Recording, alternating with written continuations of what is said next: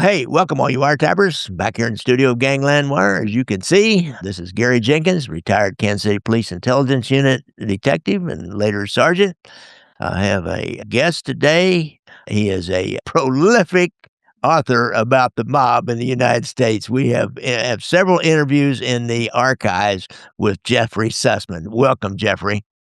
Thank you, Gary. It's a pleasure to be with you once again. All right. Now, how many mob books you got?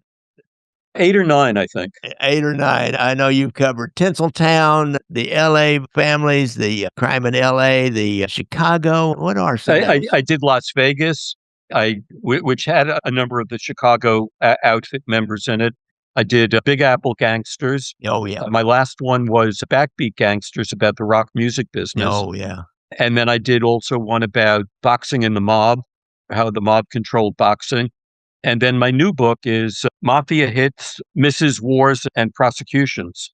The pub date is February 19th. All right. Guys, when I release this, we're doing this before Christmas, but when this comes out, you'll be able to go to that Amazon link that I'll have in there, get that book. You'll see a picture of it as we go along, so you'll know what the cover looks like. It sounds really interesting, especially about the Mafia misses, but I'm sure that's interesting. Well, the mob, that's their way of enforcing their rules. The omertà, somebody talks, they're going to rub you out, supposedly. And by mob, we're talking about primarily La Cosa Nostra, Sicilian-based organized crime in the United States.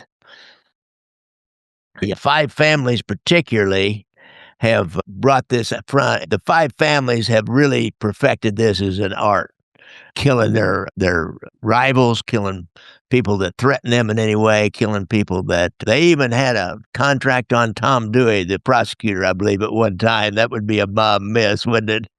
Yeah, actually, what happened with that is Dutch Schultz wanted the commission to take out a contract on Tom Dewey, and they said, no, we can't do that because if we do that, it'll bring down too much heat on us. And so the mob wound up killing Dutch Schultz because he was too much of a threat to them in some ways. But the irony was that if they had killed him, Lucky Luciano never would have been prosecuted. He was prosecuted by Thomas Dewey. Lucky Buchholter never would have been prosecuted and gone to the electric chair. Several others as well. So by not killing a Dewey, they set themselves up to be arrested and get either very long prison terms or go to the electric chair. Yeah.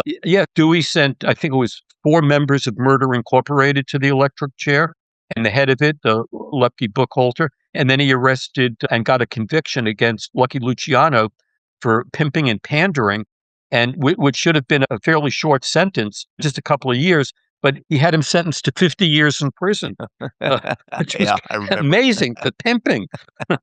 So if they had killed Thomas Dewey, they probably would have been better off, but that's 20/20 hindsight.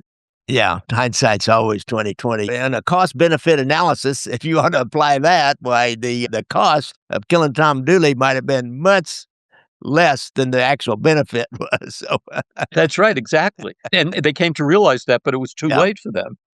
I think they always do a cost-benefit analysis in some manner. How much heat's going to come down from this?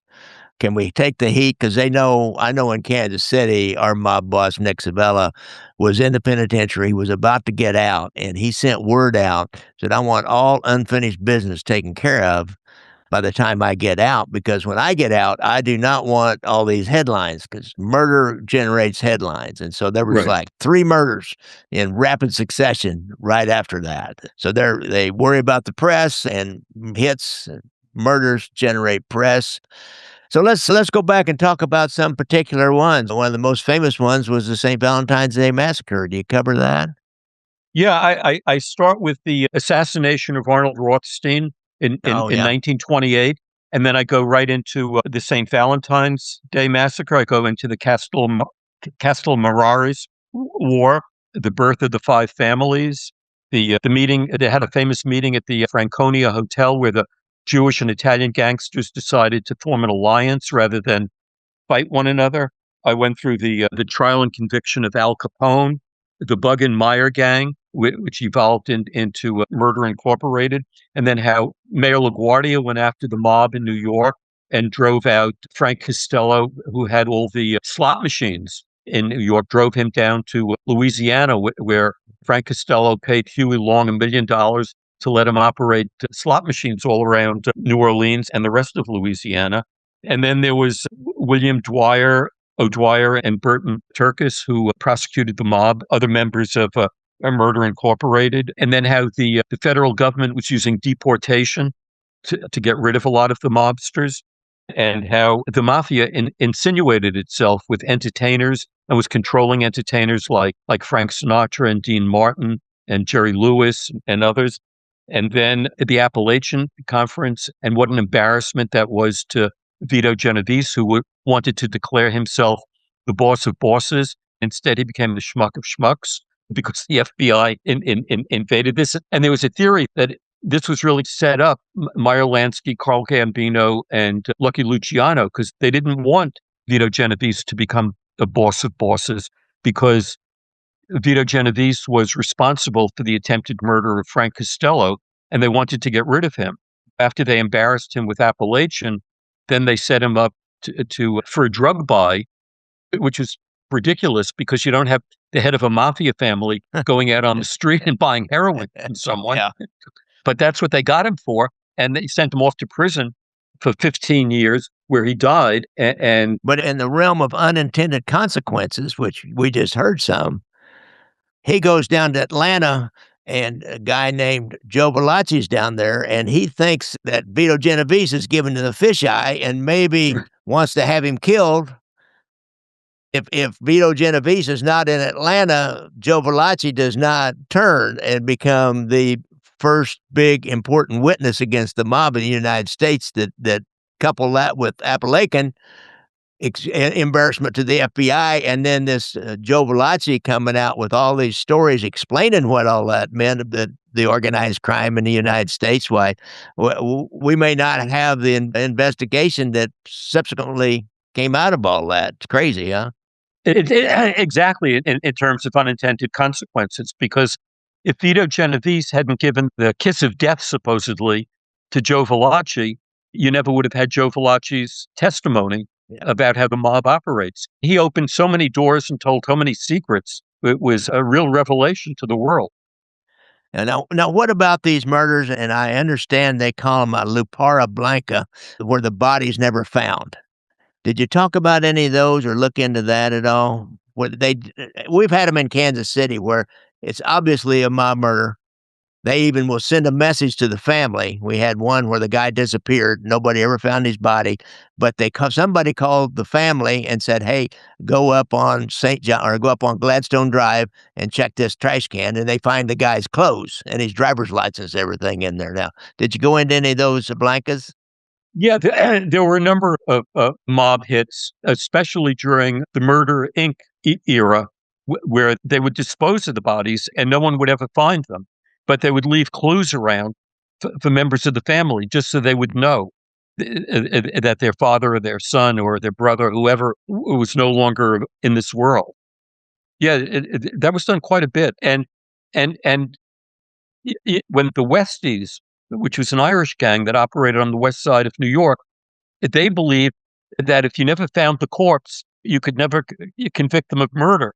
So they used to take their dead bodies out to an island in the East River and chop them into little pieces and then dump them in the river, and no one would ever find them. And supposedly they did that with dozens and dozens of bodies. Interesting. Yeah, it's hard to prosecute without the body. It's been done, but it's really hard to do. You got to have a really lot of circumstantial evidence to prove a murder without a body. And when Albert Anastasia and Leppy Buchholter were running Murder Incorporated, they believed two things. One, that if you didn't find the body, it would be hard to prosecute. And if you couldn't show a motive, that would be the other thing that would make it difficult. Yeah. So there would be absolutely no connection between the person who killed the victim and the victim. There was no connection whatsoever. So it was almost as if it was a stranger. In fact, it was a stranger who would commit the murder and then disappear and make sure that the body also disappeared. So you'd have neither motive nor body. Interesting. Pretty stiff penalty for murder, so I understand why you take some extra precautions. Exactly. Yeah, that try to disassociate yourself from any motive for the body. There's a guy in Chicago named Mad Sam DeStefano, Oh, who was a sure. loan shark and particularly egregious person when it came to collecting, and was responsible for some murders and tortures. And they claim that he would buddy up to the person he knew he wanted to have killed and give him a watch. So then when the police came back around, he'd say, "Oh, he was my friend. I gave him a present. I gave him that watch. Look and see. I asked his wife. I gave him a watch." Yeah, and I think it was Anthony Spilatro who was charged by the outfit of getting rid of Sam DiStefano because Yeah. he was a friend. He had been like a protege of Crazy Sam, and so Sam didn't suspect him as the person who would come and kill him. Yeah, that's common too. They say, look out when a friend comes around and it seems a little bit funny and they want are particularly nice to you and you know you're in trouble anyhow. Look out because that's the That's guy right. that's going to get you. Exactly. At least set you up. Maybe they have somebody else come in and pull the trigger, somebody that'll leave town or whatever, but your friend's going to set you up, make you comfortable. Yeah, I think So, that's exactly how it happened.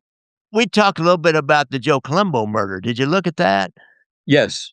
Well, tell us about that because I'm really interested in that. I'd kind of like to do a larger story, just focusing on that. What really happened there? Because that's a mystery. Did this Jerome Johnson, this black guy, do it? Why would he do it? Nobody ever came out and connected him directly to Joey Gallo, and that's the claim. So talk about that one. What happened is Joe Colombo formed the Italian Anti-Defamation League because he thought Italians were being blamed for too many things.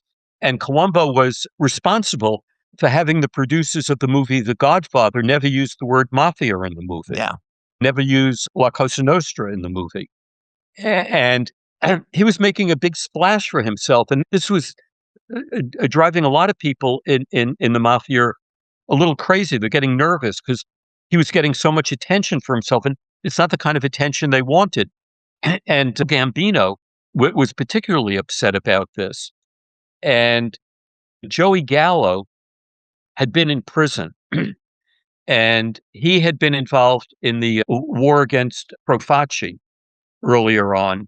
And when he got out of prison, he felt that the new head of the Profaci family, who was Joe Colombo, should honor him with for the amount of time that he spent in prison. And Joe Colombo offered him $1,000. And Gallo was incensed by that. He expected $100,000. And so he started another war with Colombo.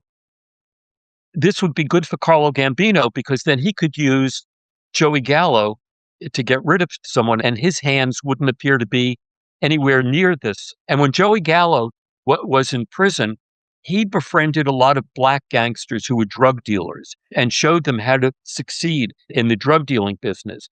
And his attitude was that the mafia was very prejudiced against black people. But he thought that was stupid. He thought that we should use black criminals the same way we use any other criminals. And so he befriended a lot of blacks when he was in prison. And no one really knows how exactly he came in contact with Jerome Johnson. But anyway, Jerome Johnson was given the mission of assassinating Joe Colombo at a demonstration where Joe Colombo would be speaking about the Italian American Anti-Defamation League, which had attracted a lot of entertainers. Frank Sinatra was on the board of it. They raised a lot of money.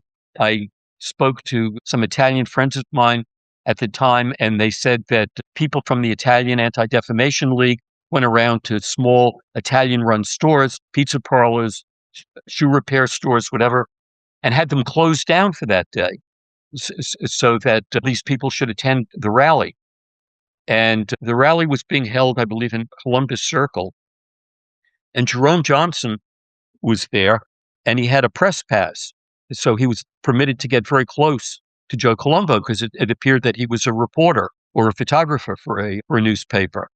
And as soon as he got close enough, he pumped a couple of bullets into Joe Colombo's head.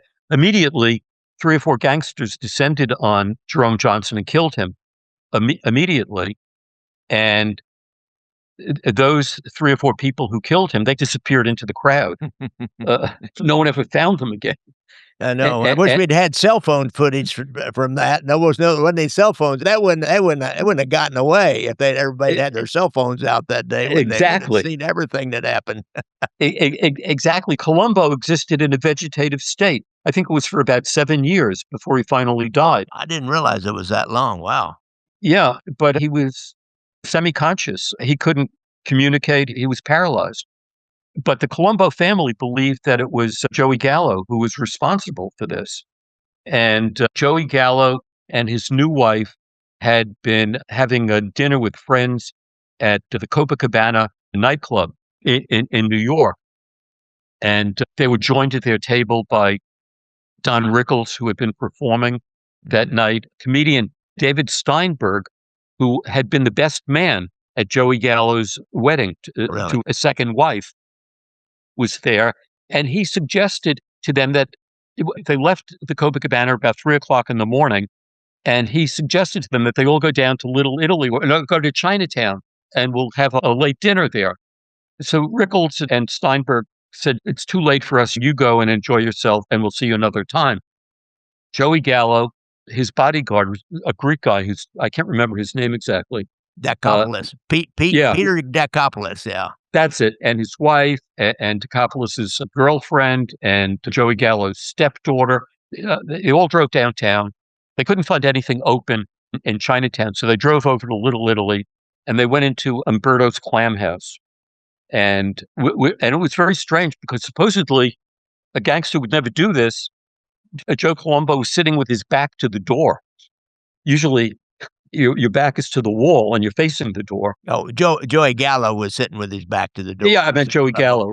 Yeah. Go ahead. And there was a kind of a lonely guy sitting at the bar having a drink, and no one paid any attention to him. And he was a mob wannabe. And he recognized Joey Gallo, and he went to a mob social club that was a few blocks away. That was a hangout for Colombo gangsters.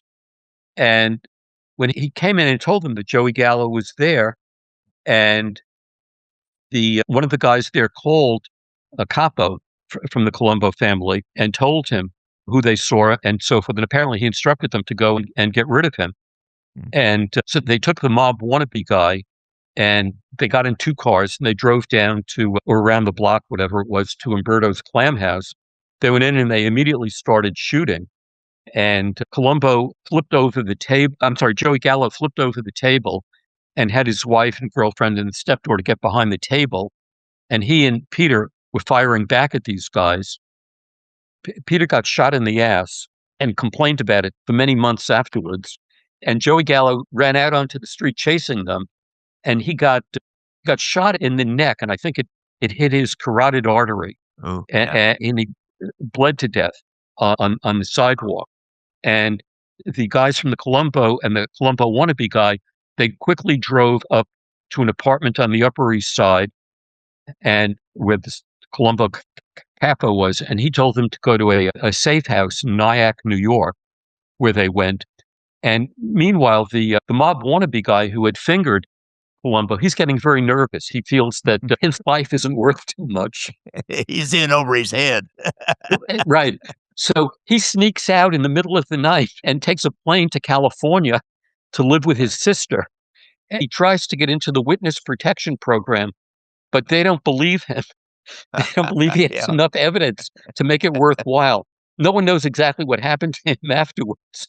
But and the guys who supposedly killed Gallo, nothing really happened to them either. There was a huge funeral for Joey Gallo in Brooklyn. And it was like one of those old mob funerals that you see in a movie with 100 flower cars and people lining the streets. And I think it was Joey Gallo's mother who threw herself into the grave on top of the coffin, really? crying for her son. And Joey Gallo's, he had 2 brothers, one of whom had died of cancer, and the other one wound up going into another mob family. That was part of the peace deal.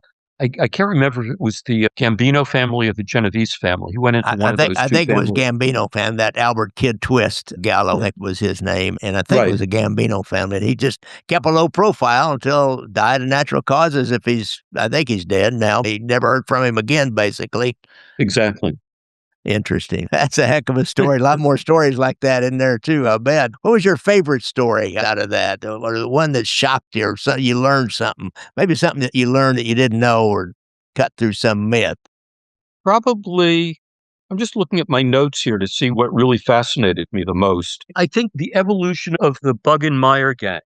This guy, Ralph Salerno, who was a fascinating guy who headed the New York crime strike force of mafia investigators. He's been dead for about, I think, 10 or 15 years.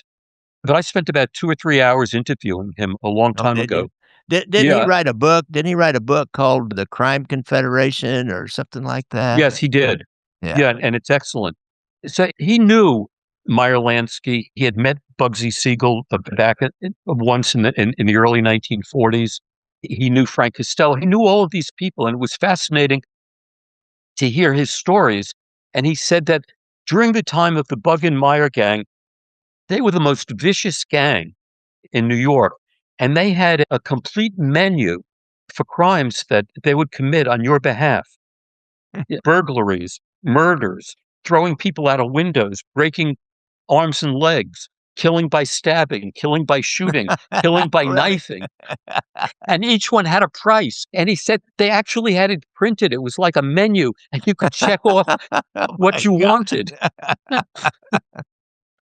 Crazy. And then he said, as they got more and more involved in prohibition, they got out of this, and it evolved into Murder Incorporated, Mm. which had about 400 members, primarily Jewish and Italian gangsters, and it was run by Albert Anastasia and Lepke Buchholter, and and when Thomas Dewey came into power, he wanted very much to convict these guys, but Murder Incorporated had this fascinating idea that every member of Murder Incorporated would receive a monthly retainer and then get paid a special price for committing murders.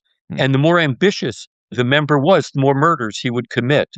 So there were a couple who were really very ambitious and did a lot of murders. And they each one had a specialty. So there was this one guy named Abe Kid Twist Rellis, who only killed people with an ice pick Oh, yeah. in the back of the neck.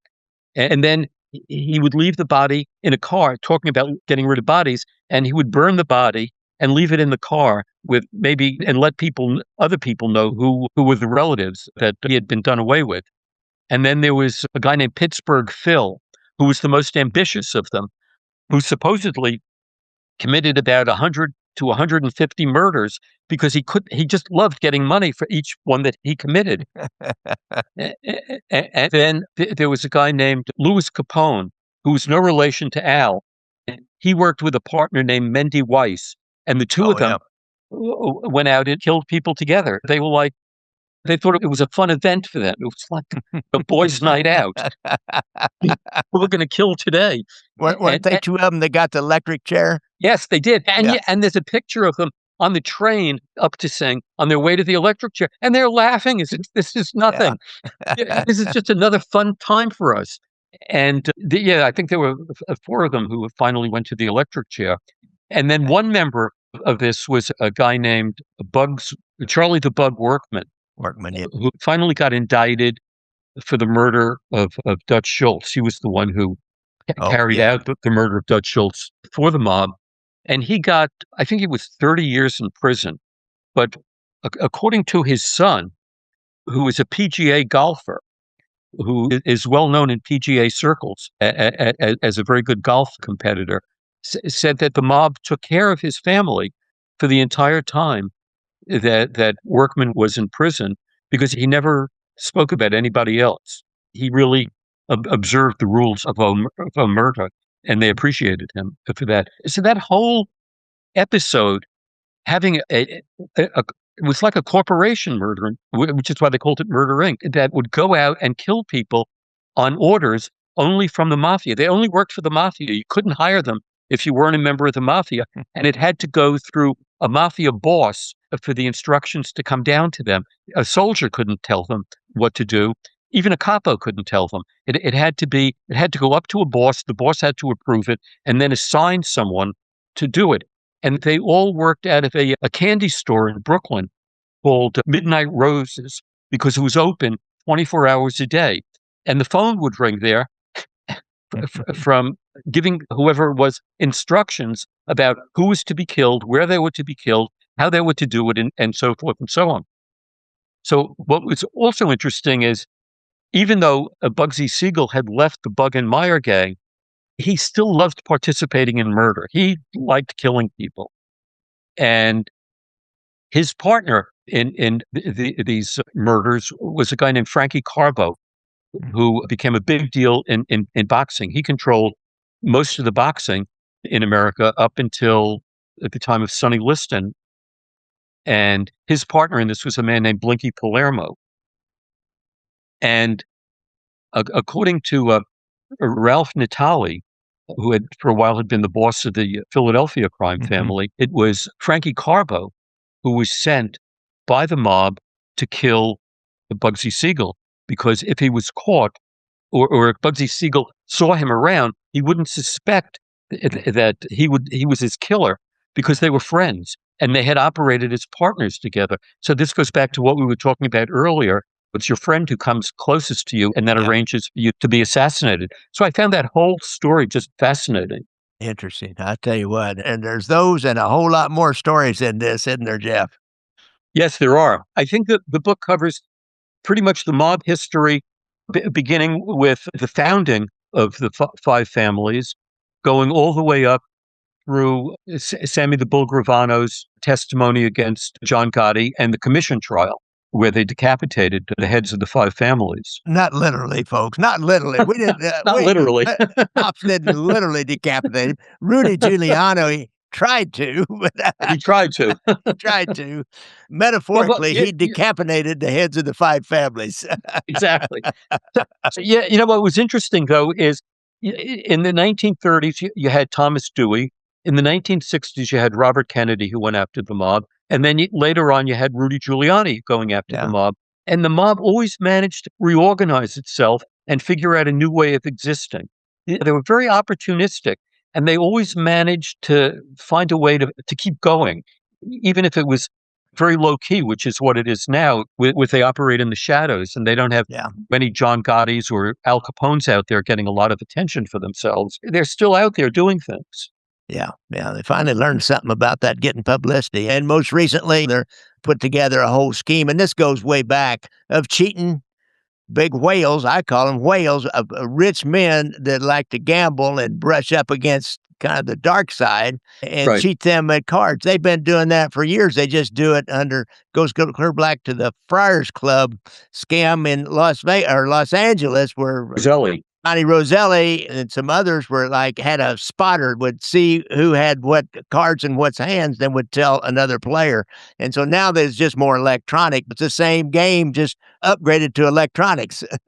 That's right. What someone I spoke to, interviewed, he said they're very involved in electronic gambling, poker machines, and that kind of thing, and a lot of offshore gambling and offshore money laundering, and to some extent even drug dealing now. And they're still very involved in New York in the construction business. Oh, really? Yeah.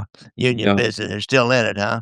And I know in Kansas City, there's a couple examples where they put money into a buy here, pay here car dealership, into a title loan place, because there's a huge rate of interest on those things, and there's a lot of scams that go down out of those places, especially the old crap cars, and put them together and sell them to poor people they've got $500 in the car and they sell it to them for $2,000, but they charge them at 25% interest, and then go repo it when the car breaks down, turn around and patch it up and sell it again. So there's always schemes going on out there that the mob will put their money into. Oh, it's incredible. I knew of one scheme where they would sell trucks to people and give them a special route, and so that on that route they could make enough money to pay off the loan on the truck. But then they would take away the route from them. They couldn't pay off the truck, So they would repossess the truck and sell it to someone else and do it all over again.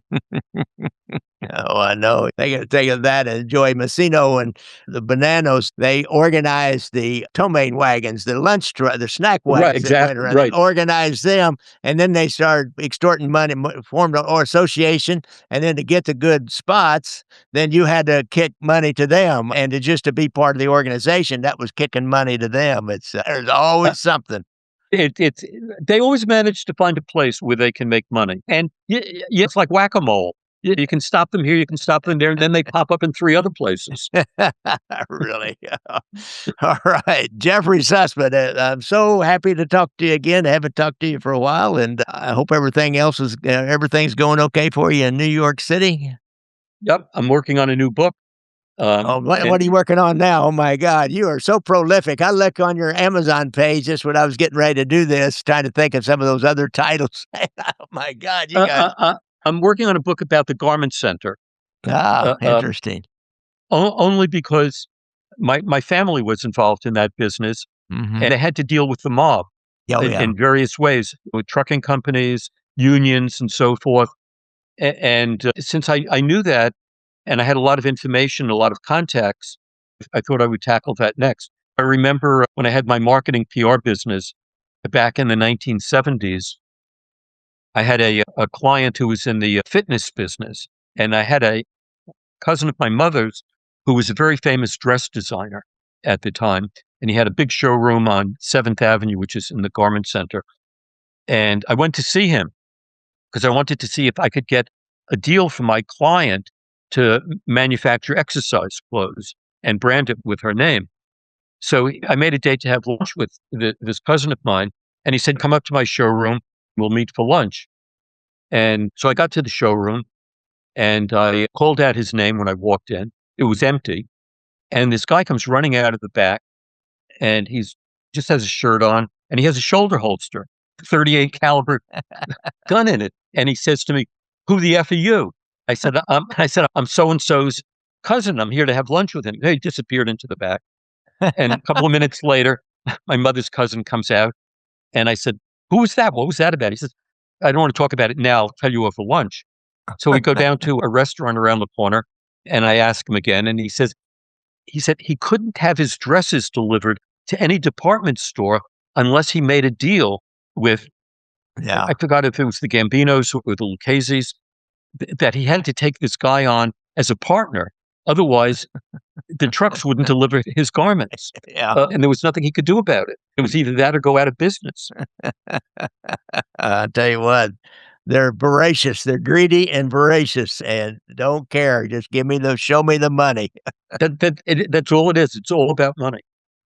And any way to get it. And then there's always the threat of murder behind it. Because if you don't cooperate, think of the worst thing that can happen to you. And that's what'll happen. Yeah, I've had guys over the years tell me, "Oh, you ought to throw in with one of those ex-mobsters that's doing podcasts and try to do something with them." I said, "I ain't doing business with them. They play by their rules. I play by society's rules, and I don't have time to mess with that." Yeah, and that was a smart thing to do, because also when I had this fitness client, I met someone who I didn't know was connected to the mob, but a mutual friend. This guy said that he wanted to set up fitness centers all around the country for my clients. So I mentioned this to a mutual friend, and he said, "Whatever you don't go into business with this guy." He said, "You regret it for the rest of your life." So I advised my client not to do it. Advice. Because initially, before we knew that, it sounded like a great opportunity. And then when you investigate it, it's not such a great opportunity. Yeah, really. Speaking of that, we tell stories for hours. I just heard a story. We had a relocated mobster guy that testified against Gigante, came here to Kansas City, and he was, of course, under witness protection, and he's got an assumed name, and he befriends a guy that has a fitness center. He has a franchise of Gold's Gym or something, and he has a fitness center, and he talks this guy into taking him on, investing a little money in it, taking him on as his partner. Within the next couple of years, this mobster, he's got 2 of his kids working there, and neither one of them are really doing anything, but they're drawing a salary, and the money's trickling out, and the local guy, he just walks away from it. because this guy's playing by the mob's rules. So he just Right. ended up walking away from it, did something else. So it's do not go into business with these guys. No, never. Never. Jeffrey Sussman, it's a pleasure to have you back on the show. Thank you It's so a much. pleasure to be with you again, Gary. It's always a pleasure. Thank you very All much. right. It's a pleasure. Thank you very All much. right. It's a pleasure. Thank you very All much. right. It's a pleasure. Thank you very All much. right. It's a pleasure.